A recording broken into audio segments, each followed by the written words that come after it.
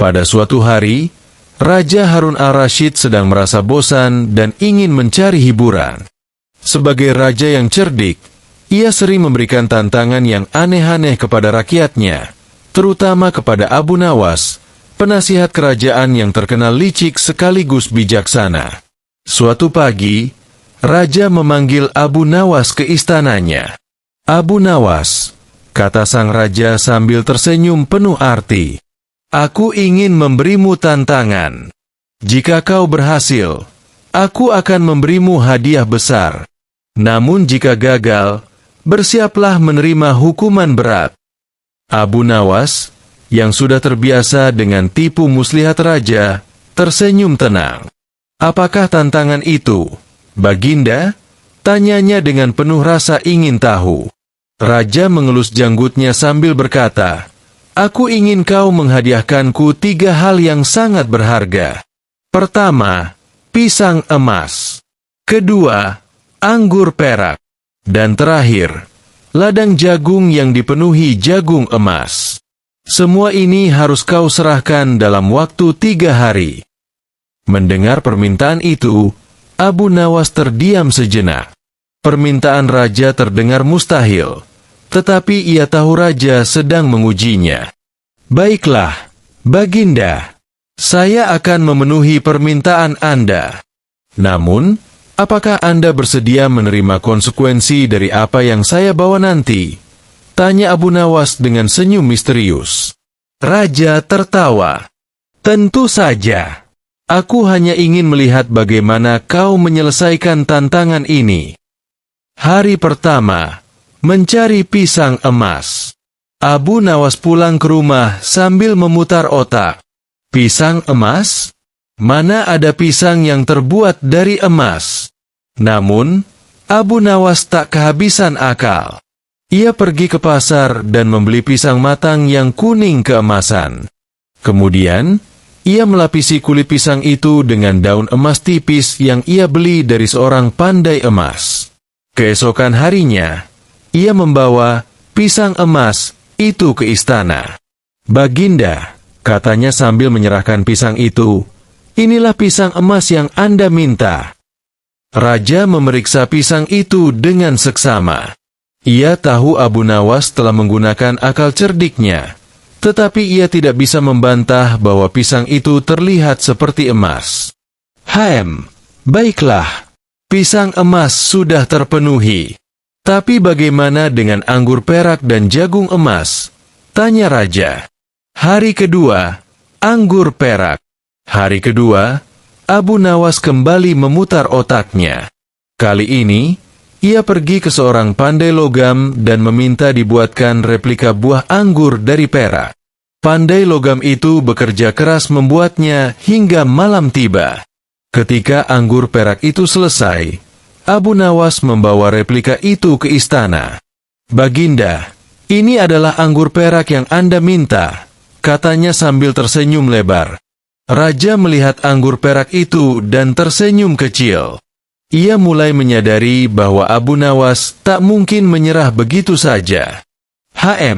Bagus sekali, Abu Nawas. Tapi aku masih menunggu ladang jagung yang penuh dengan jagung emas," kata raja sambil tertawa. Hari ketiga, ladang jagung emas. Tantangan terakhir ini adalah yang paling sulit. Abu Nawas tahu ia harus memutar otak lebih keras. Akhirnya, ia memutuskan untuk membuat rencana yang tidak biasa. Ia mengumpulkan semua orang di desanya dan meminta mereka untuk membantunya. "Aku membutuhkan kalian untuk menanam jagung emas," kata Abu Nawas dengan senyum penuh arti. Orang-orang bingung, tetapi Abu Nawas menjelaskan rencananya. Ia meminta mereka untuk membawa jagung yang sudah dipanen, lalu mengecat biji jagung itu dengan warna emas. Setelah itu, mereka diminta untuk menebarkan jagung-jagung emas itu di ladang dekat istana. Keesokan harinya, Abu Nawas membawa raja ke ladang tersebut. "Baginda, inilah ladang jagung emas yang Anda minta," katanya sambil menunjuk ladang yang berkilauan di bawah sinar matahari. Raja terkejut melihat ladang itu. "Bagaimana kau bisa melakukannya?" tanyanya. "Baginda, semua ini berkat kerja keras rakyat saya. Namun, jagung emas ini tidak akan bisa dimakan, karena keindahannya hanya untuk dipandang," jawab Abu Nawas sambil tersenyum penuh arti. Raja tertawa terbahak-bahak. "Abu Nawas, kau memang luar biasa. Kau selalu berhasil menyelesaikan tantanganku dengan cara yang tak terduga. Sebagai hadiah, aku akan memberimu tanah seluas ladang ini." Abu Nawas membungkuk hormat. "Terima kasih, Baginda. Saya hanya berusaha menggunakan akal yang telah diberikan Tuhan." Sejak hari itu, kisah kecerdikan Abu Nawas semakin terkenal di seluruh negeri. Ia menjadi simbol kebijaksanaan yang mengajarkan bahwa dengan akal dan kerjasama, tantangan sebesar apapun dapat diatasi. Di sebuah desa kecil di tepi kota Baghdad, hiduplah seorang kakek tua yang sangat miskin. Namanya Kakek Umar.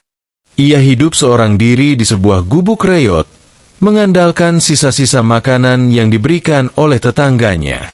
Meskipun hidup dalam kemiskinan, Kakek Umar adalah sosok yang jujur dan selalu berusaha bersyukur. Namun, belakangan ini ia merasa sangat sedih. Ia mendengar kabar bahwa Raja Harun al-Rashid, penguasa negeri, sering membagikan bantuan kepada rakyatnya, tetapi bantuan itu tak pernah sampai kepadanya. Tetangganya yang lebih mampu justru mendapatkan bantuan itu. Akhirnya, setelah berpikir panjang, Kakek Umar memutuskan untuk mencari seseorang yang bisa membantunya mengadukan nasib kepada raja. Siapa lagi kalau bukan Abu Nawas, orang yang terkenal bijaksana dan cerdik? Pertemuan dengan Abu Nawas. Kakek Umar berjalan jauh menuju rumah Abu Nawas. Dengan langkah tertatih-tatih, ia mengetuk pintu rumah sang tokoh. "Assalamualaikum, Abu Nawas," katanya dengan suara parau. Abu Nawas yang sedang menikmati teh hangat keluar dari rumahnya dan tersenyum melihat kakek itu. "Waalaikumsalam, kakek. Masuklah, duduk di sini. Ada apa gerangan hingga kau datang ke rumahku?" tanya Abu Nawas sambil menuangkan teh untuk tamunya. Kakek Umar menghela napas panjang. "Abu Nawas, aku datang untuk meminta bantuanmu. Aku ini seorang yang miskin. Rumahku hampir roboh, makan pun susah. Namun, bantuan dari raja tak pernah sampai kepadaku. Aku merasa dilupakan." Abu Nawas mendengarkan dengan seksama, lalu tersenyum kecil. "Kakek, jangan khawatir. Aku akan membantumu. Tapi kita harus melakukan sesuatu yang sedikit unik agar raja mendengarkan keluhanmu." Kakek Umar mengerutkan dahi. "Apa maksudmu, Abu Nawas?" Abu Nawas menjawab sambil tertawa kecil. "Percayalah padaku. Besok pagi, kita akan pergi ke istana. Tapi kau harus mengikuti rencanaku." Rencana Abu Nawas. Keesokan harinya, Abu Nawas membawa kakek Umar ke pasar. Ia membeli sebuah karung besar dan mengisinya dengan batu-batu kecil. Setelah itu, ia meminta kakek Umar untuk membawa karung tersebut ke istana. "Tapi, Abu Nawas, untuk apa aku membawa karung berat ini ke istana?" tanya kakek Umar bingung. Abu Nawas menjawab sambil tersenyum licik. "Karung ini adalah bagian dari rencana. Jangan khawatir. Kau hanya perlu melakukan apa yang aku katakan." Ketika mereka sampai di depan gerbang istana, para penjaga menghentikan mereka. "Mau apa kalian di sini?" tanya salah satu penjaga dengan nada galak. Abu Nawas menjawab dengan tenang. "Kami ingin bertemu dengan Baginda Raja. Ada hadiah istimewa yang ingin kami berikan." Penjaga itu melirik karung besar yang dibawa oleh kakek Umar. Ia merasa curiga, tetapi akhirnya mengizinkan mereka masuk. Di hadapan raja, di aula istana yang megah, Raja Harun al-Rashid duduk di singgasananya.